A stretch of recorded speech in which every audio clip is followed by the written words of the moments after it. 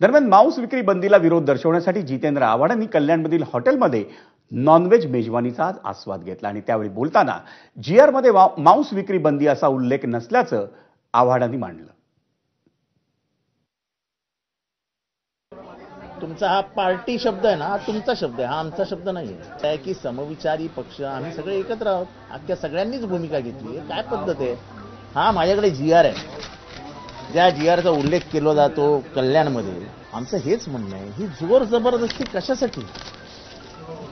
स्वातंत्र्याचा आनंद घेण्यासाठी म्हणून स्वातंत्र्य दिवस आहे ना. त्या सरकारला फक्त लढाई लावण्याची कामं चालू आहेत. जाती जातीमध्ये, धर्माधर्मामध्ये, भाषा भाषांमध्ये, प्रांतामध्ये. महानगरपालिकेच्या आयुक्तांना माझी विनंती आहे, अहो रस्ते सुधारवा ना, अहो गटारी सुधारवा, कल्याणमधल्या रस्ते सुधारवा.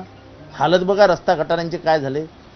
सगळं निवडणुका ठेवूनच आपण जर करणार असू तर कशालाच अर्थ राहिला नाही.